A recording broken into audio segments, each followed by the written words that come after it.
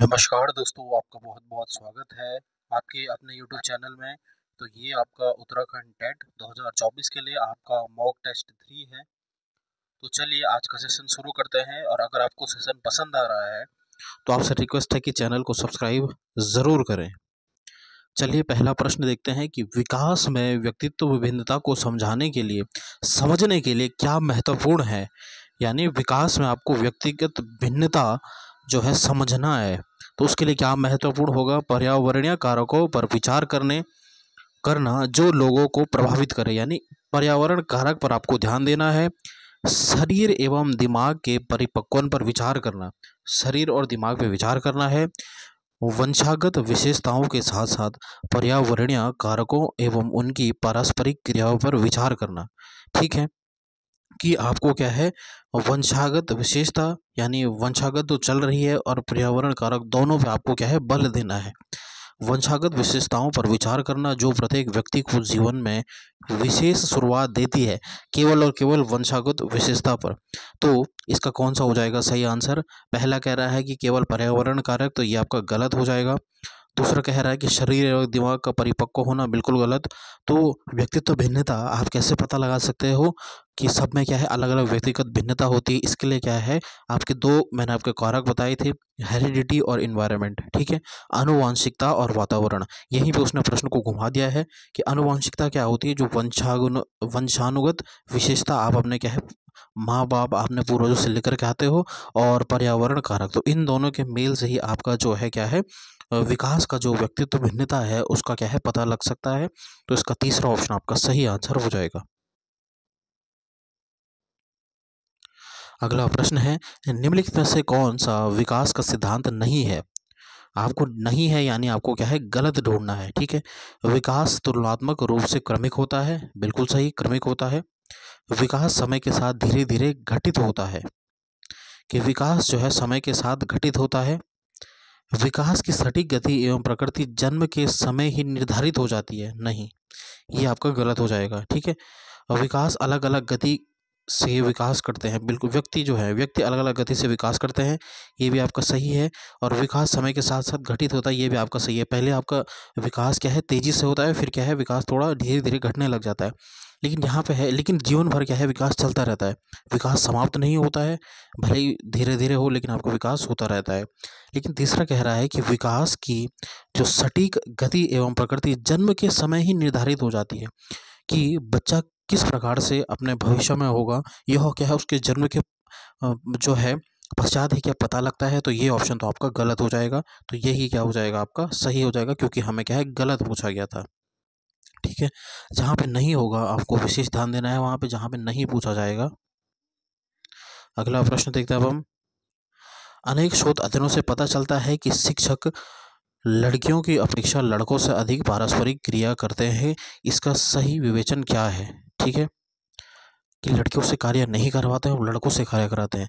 लड़कियों की तुलना में लड़कों को अधिक अवधान की आवश्यकता होती है, यह शिक्षण की में लिंग पक्षपात का एक उदाहरण है। बिल्कुल, ये तो आपका सही है कि लिंग पक्षपात का उदाहरण है। कक्षा में लड़कियों की तुलना में लड़कों को अधिक आसानी से नियंत्रित किया जा सकता है, कि लड़कियों को आप क्या है, कंट्रोल कर सकते हो लड़कों से, ये भी आपका गलत हो जाएगा। लड़कियों की तुलना में लड़कों में शैक्षणिक क्षमताएं काफ़ी अधिक होती हैं। ठीक है, तो ये भी आपका गलत है, और पहला भी आपका गलत हो जाएगा। आपका सही ऑप्शन क्या हो जाएगा, कि यह शिक्षण में लिंग पक्षपात का एक उदाहरण है, कि आप केवल और केवल क्या है, लड़कों से कार्य करवाते हो, लड़कियों को कुछ काम नहीं देते हो। तो लिंग क्या है, ये आपका पक्षपात हो गया, ये जिसे हम इंग्लिश में क्या बोलते हैं, जेंडर वाइज बोलते हैं।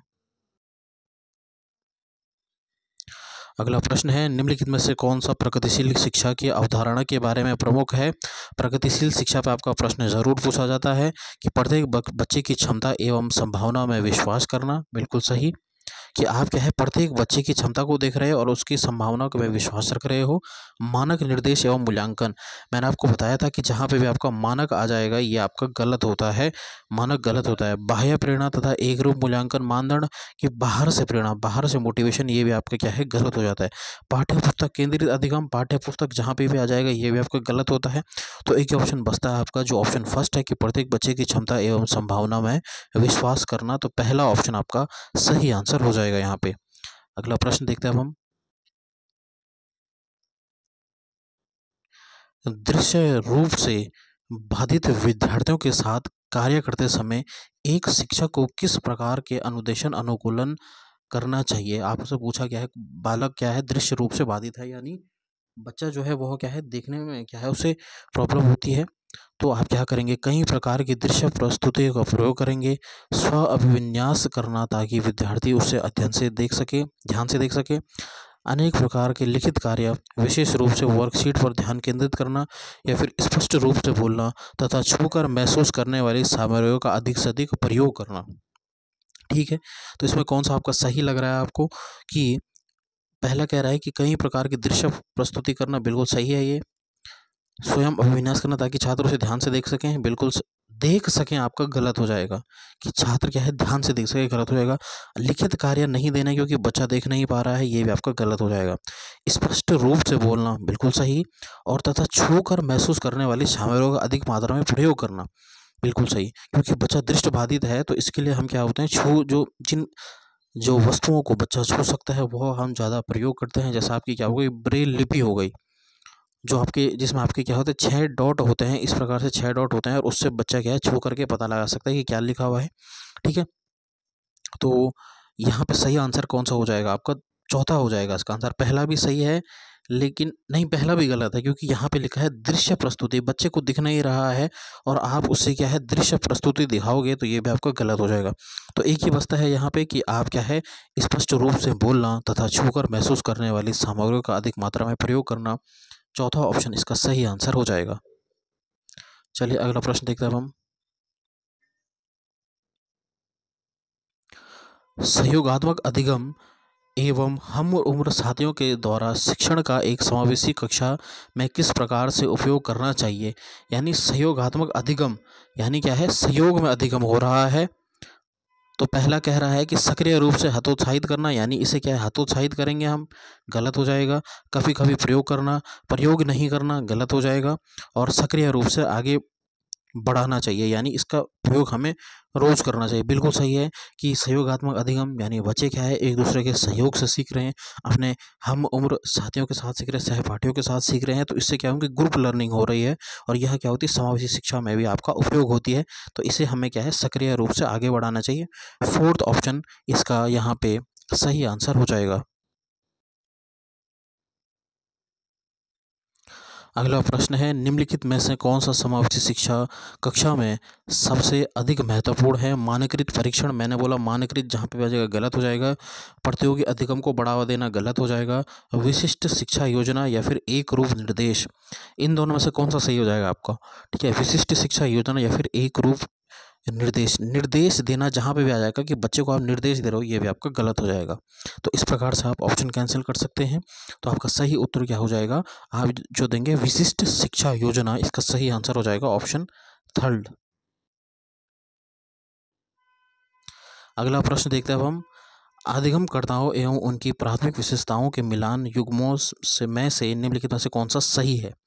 ठीक है, चलिए देखते हैं अब हम।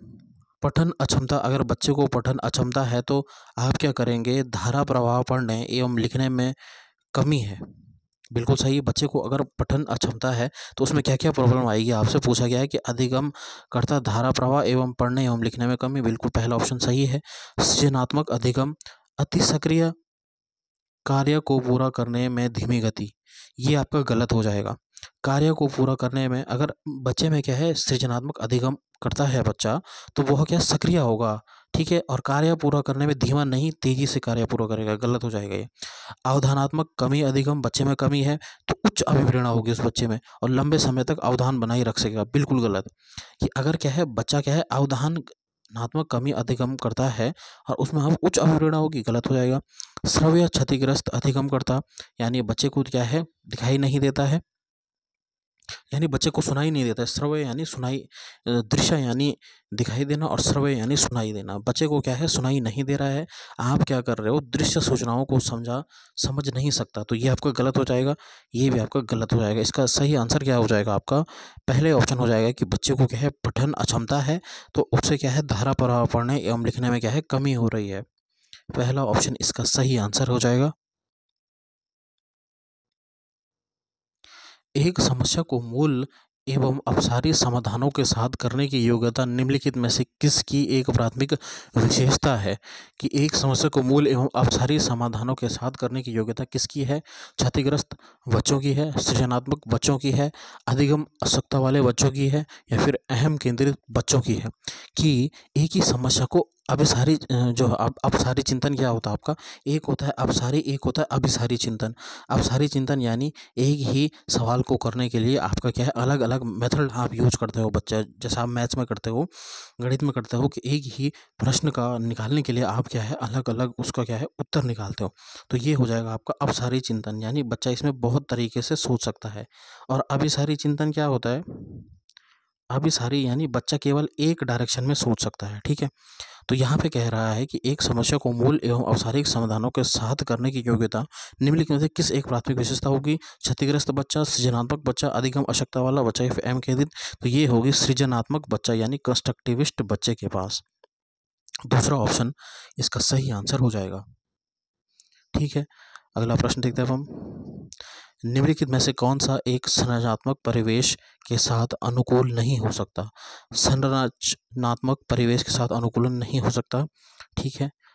ऑप्शन देखते हैं अब हम कि विद्यार्थी सहयोगात्मक तरीके से कार्य करते तथा आपस में कार्य केंद्रित वार्ता में लगे रहने के लिए सहयोग दिया जाता है।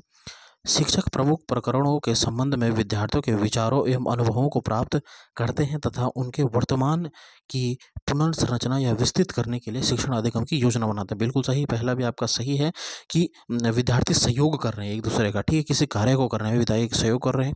दूसरा में कह रहा है कि शिक्षक जो है वह विद्यार्थी के जो पुराने विचार हैं या फिर जो भी उसमें पुराना अनुभव है उसके आधार पर उसे अधिगम जो है शिक्षण कार्य की योजना बनाते हैं। बिल्कुल सही है ये भी। तीसरा कह रहा है कि अध्यापक विशिष्ट सत्रावसान मूल्यांकन रणनीतियों को लागू करते हैं तथा प्रक्रियाओं के बजाय प्रदर्शन पर फीडबैक देते हैं। कि मेथड पर नहीं दे रहे हो कि बच्चा किस प्रकार से पढ़ रहा है उस पर नहीं दे रहे हैं, बल्कि क्या है प्रदर्शन एवं फीडबैक देते हैं। ये आपका थोड़ा गलत लग रहा है। चौथा ऑप्शन देखते हैं। विद्यार्थी को जटिल, सार्थक एवं समस्या आधारित गतिविधियों में लगे रहने के लिए लगातार अवसर प्रदान किए जाएं। यहाँ पे कह रहा है कि समस्या समाधान आधारित गतिविधियों पर अवसर देना बच्चे को, सही हो जाएगा ये भी। तो यानी तीसरा ऑप्शन ही आपका गलत हो जाएगा। ये कह रहा है यहाँ पे कि अध्यापक जो है विशिष्ट सत्रावसान मूल्यांकन रणनीति को लागू करने तथा प्रक्रियाओं के बजाय प्रदर्शन पर ध्यान दे रहा है, प्रक्रिया पर नहीं ध्यान दे रहा है कि किस प्रकार कक्षा में रणनीति बनाया जाए बच्चों को पढ़ाने के लिए, उस पर ध्यान नहीं दे रहा है, बजाय कि क्या है केवल रिजल्ट पे ध्यान दे रहा है। तो तीसरा ऑप्शन आपका सही आंसर हो जाएगा, क्योंकि हमें क्या है गलत बोल रहा था, गलत ढूंढो।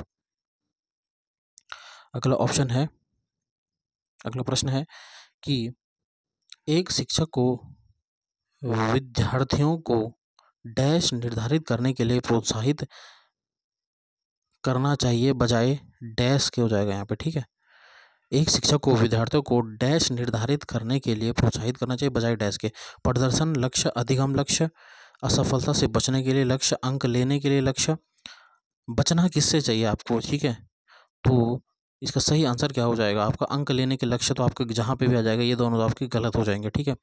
पहला बचता है कि एक शिक्षक को विद्यार्थियों को प्रदर्शन लक्ष्य, यहाँ पे आपका हो जाएगा अधिगम, जो है अधिगम लक्ष्य। बिल्कुल फोर्थ ऑप्शन आपका सही लग रहा है कि एक शिक्षक को विद्यार्थियों को अधिगम लक्ष्य निर्धारित करने के लिए प्रोत्साहित करना चाहिए, बिल्कुल, और ना कि किसके प्रदर्शन लक्ष्य, ठीक है।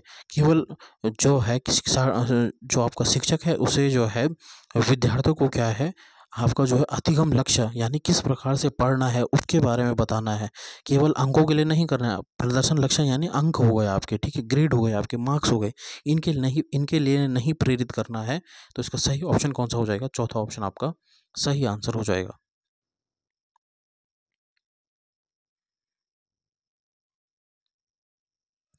अगला प्रश्न है, निम्नलिखित में से कौन सा अधिगम के सार्थक सरलीकरण के रूप में परिणित नहीं होता है? दोहराने एवं स्मरण करने को बढ़ावा देना। तो दोहराना और स्मरण तो आपका गलत होता है, ठीक है। उदाहरण एवं गैर उदाहरणों का प्रयोग करना बिल्कुल सही। आप बच्चे को जब भी पढ़ाएंगे, आप जो है उदाहरण के साथ साथ आप गैर उदाहरण भी देंगे, तो इससे बच्चे को क्या अच्छी तरीके से क्या है समझ में आएगा। एक समस्या पर अनेक तरीकों से विचार करने के लिए प्रोत्साहित करेंगे, बिल्कुल सही। एक समस्या पर अनेक तरीकों से विचार करने के लिए प्रोत्साहित करना बिल्कुल सही है। पहले से विद्यमान ज्ञान से नए ज्ञान को जोड़ेंगे, यानी जो बच्चे ने पहले पढ़ा है, पूर्व ज्ञान पढ़ा है, उसको क्या है नए ज्ञान से जोड़ना, बिल्कुल सही। ये भी आपको ऑप्शन सही है। तो हमें पूछा गया है कि नहीं होता, मैंने आपको बोला था नहीं, यानी आपको गलत ढूंढना है, तो पहला ही ऑप्शन आपका क्या है सही हो जाएगा, क्योंकि यह क्या है गलत है।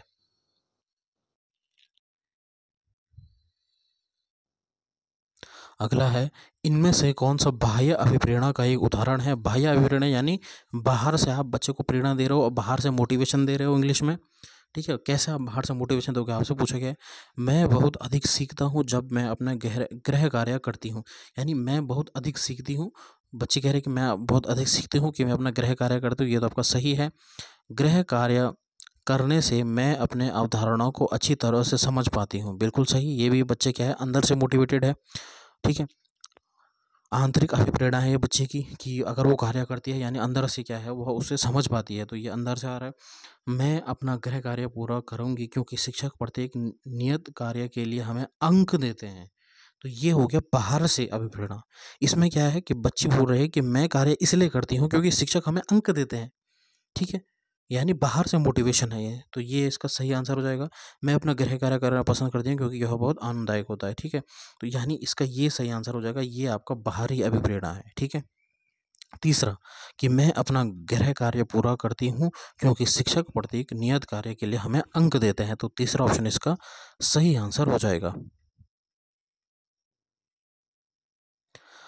अगला प्रश्न देखते हैं अब हम। एक प्राथमिक कक्षा कक्ष में एक शिक्षक को क्या करना चाहिए। केवल गैर उदाहरण देना चाहिए, उदाहरण एवं गैर उदाहरण देना दोनों देने चाहिए, उदाहरण या फिर गैर उदाहरण दोनों नहीं देने चाहिए, या फिर केवल उदाहरण देना चाहिए। केवल जहाँ पे भी आ जाएगा ये मैंने आपको बोला गलत होगा, तो दो ऑप्शन तो आपके कट गए। फिर आपको देखना है कि उदाहरण एवं गैर उदाहरण दोनों देने चाहिए, बिल्कुल सही। एक शिक्षक को मैंने इससे पहले भी बताया कि गैर उदाहरण और उदाहरण दोनों देने चाहिए, तो दूसरा इसका सही आंसर हो जाएगा। निम्नलिखित रणनीतियों में से कौन सी बच्चों में अर्थ निर्माण को बढ़ावा देगी। अर्थ निर्माण को बढ़ावा देना है, सूचनाओं का संरचना, दंडात्मक साधनों का प्रयोग, दंड दे रहे हैं आप बच्चों को, गलत हो जाएगा।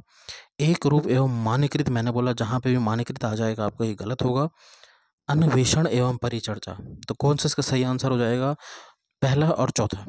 पहला कह रहा है कि सूचनाओं का संरचना, और दूसरा कह रहा है कि अन्वेषण एवं परिचर्चा, यानी डिस्कशन करना, आपको परिचर्चा करनी है, तो चौथा ऑप्शन आपका सही आंसर हो जाएगा, बिल्कुल। अगला देखते हैं अब हम। निम्नलिखित में से कौन प्रभावी अधिगम रणनीतियों के उदाहरण है। लक्ष्य एवं समय सारणी निर्धारित करना, यानी आपको एक पर्टिकुलर लक्ष्य निर्धारित, टारगेट निर्धारित करना है, बिल्कुल सही है। संगठनात्मक चार्टों एवं अवधारणाओं नक्शे बनाना, बिल्कुल। जब आप कुछ पढ़ते हो तो आप क्या अगर चार्ट बनाते हो तो उससे अच्छा समझ में आता है, बिल्कुल ये भी सही है। उदाहरण एवं गैर उदाहरण के बारे में सोचना, बिल्कुल सही। हम उम्र साथियों को समझाना, यानी जब आप ग्रुप टीचिंग करते हो उससे भी आपको समझ में आता है, बिल्कुल सही। स्वयं से प्रश्न करना, बिल्कुल ये भी सही है कि स्वयं से आप प्रश्न कर रहे हो, तो यानी पांचों के पांच आपके क्या हैं सही हैं। इसमें से अधिगम रणनीति का उदाहरण ये पांचों के पांच हैं आपके, ठीक है। इस प्रकार के प्रश्न अब बहुत पूछे जा रहे हैं आपके, और ये कई बार आपको कन्फ्यूजन कर सकते हैं, ठीक है। तो इसका सही आंसर क्या हो जाएगा, ऑप्शन थर्ड, यानी पांचों के पांच आपके क्या हैं सही हैं। चलिए आगे बढ़ने से पहले मैं आपको कहना चाहता हूँ कि अगर आपको सेशन पसंद आ रहा है तो आपसे रिक्वेस्ट है कि चैनल को ज़्यादा से ज़्यादा शेयर करें अपने दोस्तों के साथ, और सब्सक्राइब ज़रूर करें चैनल को। इस वीडियो को बनाने में बहुत मेहनत लगती है, तो आपका साथ भी चाहिए हमें, तभी आपको जो है और एमसीक्यू की वीडियो भी आती रहेंगी। चलिए अब अगला प्रश्न देखते हैं कि संरचनात्मक ढांचे में बच्चे को किस रूप से देखा जाता है। संरचना, बच्चे की संरचना ढांचा में है बच्चा, कोरी पटिया या कोली स्लेट जिसके जीवन को अनुभव के द्वारा पूर्ण रूप से आकार दिया जाता है, यानी संरचनात्मक ढांचा में बच्चा क्या है जो है वह एक कोरी पट्टी है, ठीक है, या फिर एक निष्क्रिय प्राणी, निष्क्रिय प्राणी जहाँ पे भी आ जाएगा ना कि बच्चा निष्क्रिय है या फिर शिक्षक निष्क्रिय है, आपको वो ऑप्शन गलत कर देना है। देखते ही आपको जो है आप इस प्रकार से शब्द छांट सकते हैं कि निष्क्रिय प्रणाली है तो गलत हो जाएगा। शिक्षक और जो आपका बच्चा है दोनों को एक सक्रिय होना चाहिए, ठीक है। तीसरा कह रहा है कि एक समस्या समाधान करने वाला तथा वैज्ञानिक अन्वेषण के रूप में, ठीक है, अन्वेषक के रूप में एक बच्चा क्या है, एक लिटिल डिस्कवरर। आपका जो जीन पियाजे है उसने भी कहा था कि बच्चा जो है कि एक लिटिल डिस्कवरर की होता है, खोजकर्ता की तरह होता है, नन्हा वैज्ञानिक होता है, उसे हमें क्या है खोज करने देना चाहिए। ये बिल्कुल सही है आपका तीसरा। लघु वयस्क के रूप में जो सभी पक्षों जैसे आकार, संज्ञान तथा संवेग में वयस्क की तुलना से कम हो, कि आप बच्चे को क्या है वयस्क की तुलना से कम, ये भी आपका गलत हो जाएगा। और कोरी पट्टी कोरी स्लेट नहीं है बच्चा, ठीक है। अब बच्चा क्या है, एक समस्या समाधान करने वाला है तथा वैज्ञानिक अन्वेषण के रूप में है बच्चा। तो तीसरा ऑप्शन इसका सही आंसर हो जाएगा आपका।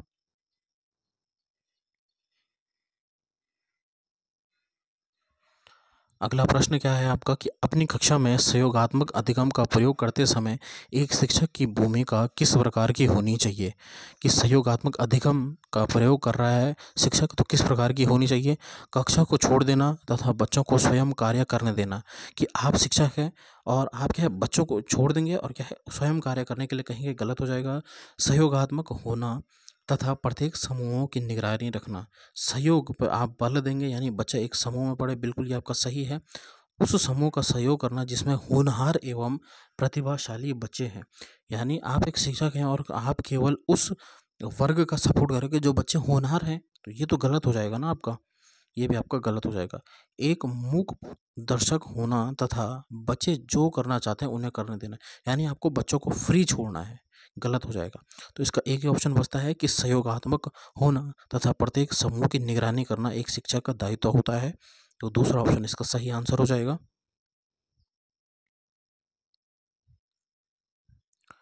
बच्चों की गलतियां एवं भ्रांत धारणाएं क्या होती हैं। शिक्षक अधिगम प्रक्रिया के लिए रुकावट एवं विघ्न है, यानी बच्चों की जो गलतियां होती है वो शिक्षक अधिगम प्रक्रिया में रुकावट डालती है, बिल्कुल गलत। शिक्षण अधिगम प्रक्रिया में अनदेखी करनी चाहिए, इसे आपको नज़रअंदाज करना चाहिए, बिल्कुल गलत। सूचित करती है कि बच्चे की क्षमताएं वयस्कों की तुलना में बहुत निम्न स्तर की हैं, ये भी आपका गलत है। शिक्षण अधिगम प्रक्रिया में एक महत्वपूर्ण कदम है, बिल्कुल सही। चौथा ऑप्शन आपका बिल्कुल सही है कि जो बच्चे की गलतियां एवं भ्रांति होती है वह एक शिक्षण अधिगम प्रक्रिया का एक हिस्सा होती है। हमें बच्चे को क्या है गलतियां करने देना चाहिए, ठीक है, उसे रोकना टोकना नहीं चाहिए, उसकी गलतियों में सुधार करना चाहिए, ठीक है। और ऐसा नहीं है कि यह बाधा डालती है, ये आपका गलत हो जाता है। और कहीं बार ये प्रश्न पूछा भी जाता है, इंपॉर्टेंट प्रश्न है ये, कि बच्चे की गलतियाँ क्या होती हैं, तो यह एक क्या है संसाधन के रूप में काम आती है और शिक्षण अधिगम प्रक्रिया का एक महत्वपूर्ण कदम है ये, ठीक है, बाधा नहीं डालती है। तो फोर्थ ऑप्शन इसका सही आंसर हो जाएगा। अगला देखते हैं अब हम।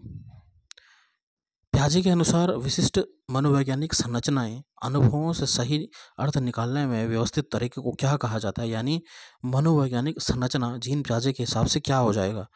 ये आपका यहाँ पे क्या हो जाएगा, स्कीमा हो जाएगा, सॉरी यहाँ पे मिस्टेक है, स्कीमा हो जाएगा ये, ठीक है, स्कीमा है यहाँ पे। प्रतिमान, मानसिक मैप या फिर मानसिक उपकरण, तो इसका सही आंसर क्या हो जाएगा, स्कीमा हो जाएगा, ठीक है।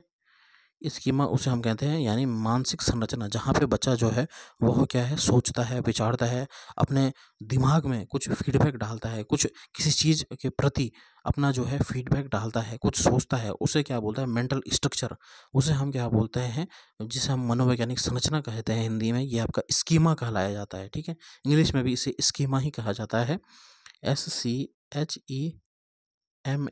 ठीक है, SCHEMA स्कीमा इसे कहा जाता है, mental structure according to Jean पियाजे।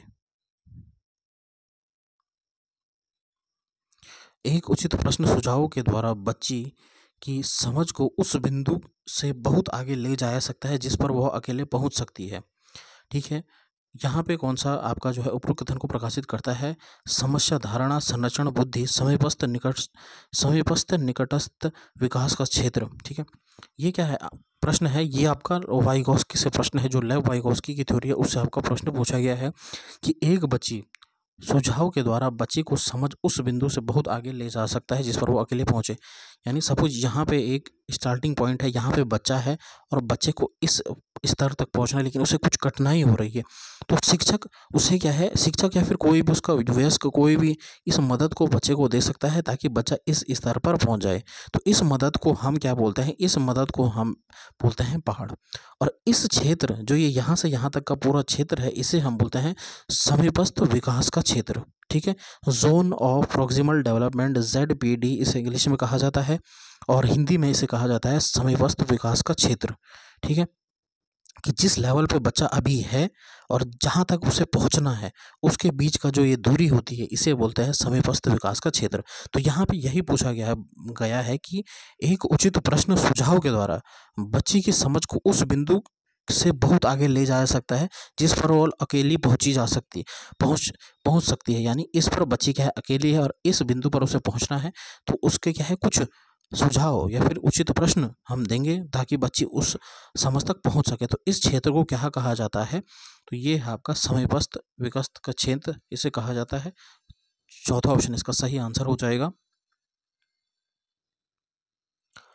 फिर आ गया लेव वाइगॉस्की से प्रश्न। एक प्रश्न आपका जीन प्याजे, एक प्रश्न आपका लेव वाइगॉस्की, एक आपका बुद्धि परीक्षण, और एक आपका कोहलबर्ग। ये 4 प्रश्न आपके हमेशा हर पेपर में पूछे जाते हैं, चाहे सीटेट हो चाहे यूटेट हो। ठीक है, कि एक हो गया आपका जीन प्याजे, एक हो गया लेव वाइगॉस्की, एक हो गया कोहलबर्ग, और एक हो गया आपका बुद्धि। तो बुद्धि की थ्योरी है आपकी, हार्वर्ड गार्डनर पे ज़्यादा प्रश्न पूछा जाता है आपका, जिन्होंने आपका क्या है, बहुबुद्धि सिद्धांत दिया था। चलिए इसमें देखते हैं कि लेव वाइगॉस्की के अनुसार आधारभूत मानसिक क्षमताओं को मुख्य रूप से किसके द्वारा उच्चतर संज्ञानात्मक प्रक्रियाओं में बदला जा सकता है। सामाजिक पारस्परिक क्रिया के द्वारा, उद्दीपन अनुक्रिया संबंध, या फिर अनुकूलन एवं संगठन, या फिर पुरस्कार एवं दंड। पुरस्कार एवं दंड गलत, ये भी गलत, ये भी गलत। ठीक है, सामाजिक पारस्परिक अंतःक्रिया, जहाँ पे भी आपका लेव वाइगॉस्की आएगा आपको ध्यान में रखना है, वहाँ पे आ जाएगा आपका समाज, समाज संस्कृति, समाज संस्कृति, और एक हो जाएगा आपका भाषा। इन तीनों पे आपका बल देता है, समाज संस्कृति और भाषा पे बल देता है आपका लेव वाइगॉस्की। तो पहला उत्तर इसका सही हो जाएगा सामाजिक पारस्परिक क्रिया।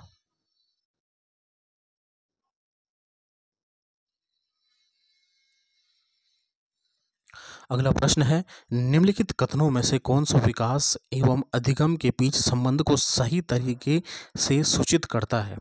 ठीक है, हाँ, विकास एवं अधिगम। ठीक है, अधिगम विकास का ध्यान किए बिना घटित होता है, अधिगम की दर विकास की दर से काफ़ी अधिक होती है, तो ये तो आपका गलत है।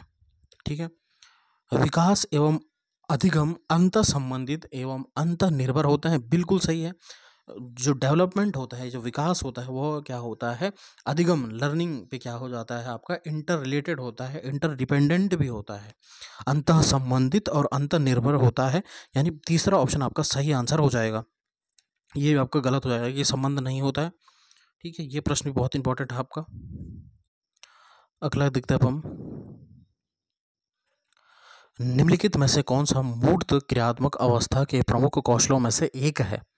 यह आपका जीन प्याजे से प्रश्न पूछेगा कि सुरक्षित रखने की योग्यता, परिकल्पना निगमनात्मक तर्क, द्वितीय ओवरलूड प्रक्रिया, या फिर सजीवात्मक चिंतन। तो सजीवात्मक चिंतन आपका पहला चरण में होता है। ठीक है, जो आपका संवेदीगामक होता है, वहाँ पे आपके बच्चे में क्या हो जाता है, सजीवात्मक चिंतन, यानी बच्चा सोचता है कि अगर वो कोई निर्जीव वस्तु है तो उसमें भी क्या है, जान है। द्वितीय बहुलक प्रतिक्रिया, ये भी आपका गलत हो जाएगा। निगमन तर्क आपका जो लास्ट अवस्था होती है, जो आपका निगमनात्मक तर्क अवस्था होती है, जो चौथी स्टेज होती है, उसमें होता है सुरक्षित रखने की योग्यता आपकी जो है मूर्त अवस्था में आती है। ठीक है, तो इसका पहला उत्तर आपका सही आंसर हो जाएगा। अगला प्रश्न है, जीन प्याजे एवं लेव वाइगॉस्की जैसे संरचनावादी अधिगम को किस रूप में देखते हैं।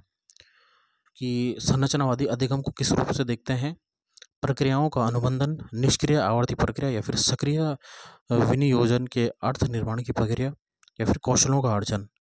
तो इसका सही आंसर हो जाएगा जो आपका जीन प्याजे और लेव वाइगॉस्की हैं, ये आपका संज्ञानवादी हैं सबसे पहले तो ये क्या है, निष्क्रिय पे बल नहीं देता है, ये क्या कहते हैं, बच्चा क्या है, सक्रिय है। तो इसका सही आंसर क्या हो जाएगा, सक्रिय विनियोजन में अर्थ निर्माण की प्रक्रिया, यानी सी ऑप्शन आपका सही आंसर हो जाएगा तीसरा।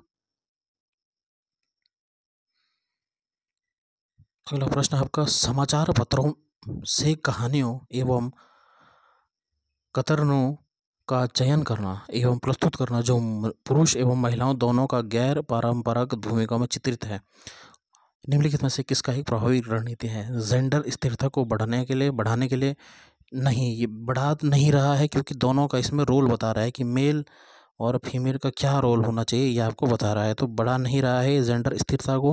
रूढ़िवादिता को प्रोत्साहित दे रहा है? नहीं, बिल्कुल नहीं। रूढ़िवादिता को समान करने के लिए, बिल्कुल सही, रूढ़िवादिता को समान करने के लिए, पक्षपात बढ़ाने के लिए नहीं। इसका तीसरा ऑप्शन आपका सही हो जाएगा। ये आपका लैंगिक जो आपका जेंडर बाइसनेस है उसका क्या है, सामना करने के लिए है, ठीक है, कि दोनों को क्या है महत्वपूर्ण भूमिका होती है, तो पक्षपात नहीं कर रहा है। तो इसका तीसरा ऑप्शन आपका सही आंसर हो जाएगा। निम्नलिखित वर्णन को पढ़िए तथा कोलबा के नैतिक तर्क की अवस्था को पहचानिए। ठीक है, ये कोलबा का प्रश्न आ गया, ये वर्णन दिया है आपका। क्या कह रहा है ये? अंतःकरण से स्वचयनित नैतिक सिद्धांतों के द्वारा सही कार्य परिभाषित किया जाता है जो कानून एवं सामाजिक समझौते पर ध्यान दिए बिना संपूर्ण मानवता के लिए वैध है। ठीक है, यानी कानून और जो आपका यहाँ पे कह रहा है कि कानून एवं सामाजिक समझौते पर ध्यान दिए बगैर आप क्या है मानवता के लिए कार्य कर रहे हो, तो ये कौन सी अवस्था होती है? सामाजिक अनुबंधन अभिविन्यास, सामाजिक क्रम व्यवस्था अभिविन्यास, या फिर सार्वभौमिक नैतिक सिद्धांत अभिविन्यास, या फिर यांत्रिक उद्देश्य अभिविन्यास। तो इसका सही आंसर क्या हो जाएगा आपका, कि आप जो है नियम और कानून को अगर तोड़ रहे हो, यानी आपका मानना ये है कि आप जो है नियम और कानून को तोड़ रहे हो क्योंकि आप क्या है किसी इंसान की क्या है भलाई कर रहे हो, तो ये किस में आ जाएगा? ये नैतिक सिद्धांत में आता है आपका, कोलबा की थ्योरी में आपका। तो ये आपका हो जाएगा सार्वभौमिक नैतिक सिद्धांत अभिविन्यास होता है। तीसरा ऑप्शन इसका सही आंसर हो जाएगा। अगला प्रश्न आपका, हार्वर्ड गार्डनर के बहुबुद्धि सिद्धांत के अनुसार निम्नलिखित विशेषताओं से युक्त एक व्यक्ति की बुद्धि को किस प्रकार से वर्गीकृत किया जा सकता है? ठीक है, ये उस व्यक्ति की विशेषताएं हैं, उसकी बुद्धि की विशेषता है। आपको हार्वर्ड गार्डनर के बहुबुद्धि सिद्धांत के अनुसार चलना है। दूसरों की मनोदशा, स्वभाव, प्रेरणा तथा अभिप्रायों को सूचित तरीके से पता लगाने एवं प्रतिक्रिया लगाने की योग्यता, यानी उस व्यक्ति में क्या है दूसरों की मनोदशा और स्वभाव प्रेरणा को जो है पता लगा सकता है। तो ये अंतरा व्यक्तित्व बुद्धि है, अंत व्यक्तित्व बुद्धि है, नैदानिक है, प्राकृतिक है। प्रकृति आपका जो प्रकृतिवाद उन्मोद है, नैदानिक भी नहीं है। ये आपका अंत व्यक्तित्व बुद्धि होती है, आपको ध्यान में रखना है। अंत अंत व्यक्तित्व बुद्धि जो होती है दूसरों का पता लगाने के लिए, जैसा आपके मनोवैज्ञानिक होते हैं दूसरों का पता लगाने के लिए होती है, और जो आपका अंत व्यक्तित्व होती है, ठीक है, ये बुद्धि आपके जो है खुद का पता लगाने के लिए। जैसे हम क्या है खुद का सपोज हमें क्या है बुखार आ रहा है, तो हमें पता लग जाएगा कि हमें क्या है बुखार आ रहा है, या फिर हम क्या है दुखी हैं तो हम खुद के बारे में अगर जान सकते हैं, तो ये अंत बुद्धि होती है। लेकिन अंतः बुद्धि जो होती है ये आपको दूसरों को समझने के लिए, जैसे आप जो है सपोज एक मनोवैज्ञानिक देखते हो, तो वह क्या है दूसरों का, जो मनोचिकित्सक देखते हो वह क्या है दूसरों का क्या है पता लगाता है कि इसके मन में क्या चल रहा है, इसका क्या चल रहा है, तो उसमें ये बुद्धि पाई जाती है, अंत व्यक्तित्व बुद्धि। तो इसका दूसरा ऑप्शन आपका सही आंसर हो जाएगा।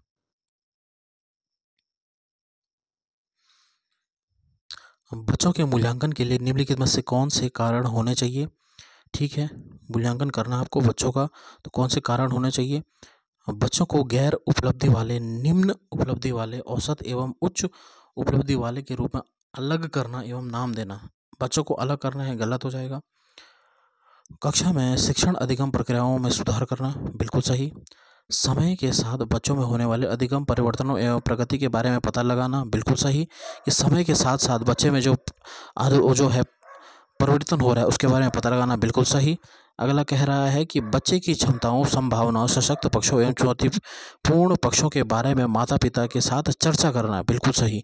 ये भी क्या है कि बच्चों की क्षमताओं, संभावना, सशक्त पक्षों एवं चुनौती पक्षों के बारे में माता पिता के साथ आप चर्चा करेंगे बच्चों की, यानी दूसरा, तीसरा, चौथा आपका सही हो जाएगा और पहला आपका गलत होगा। इसका सही आंसर क्या हो जाएगा? दूसरा इसका सही आंसर हो जाएगा आपका। अगला देखते हैं हम, निम्नलिखित में से कौन बच्चे के समाजीकरण में एक महत्वपूर्ण भूमिका अदा करते हैं? मीडिया, विद्यालय, परिवार, पास पड़ोस।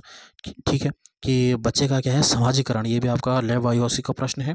तो मीडिया एक इंपॉर्टेंट रोल प्ले करता है आपका बच्चे का समाजीकरण में, विद्यालय भी है, परिवार भी है, पास पड़ोस भी है। तो इसका क्या हो जाएगा? चारों इसके क्या हो जाएंगे? सही उत्तर हो जाएंगे। ठीक है, तो स्टूडेंट्स कैसी लगी आपको ये क्लास, ज़रूर कमेंट करें और शेयर ज़रूर करें अपने दोस्तों के साथ।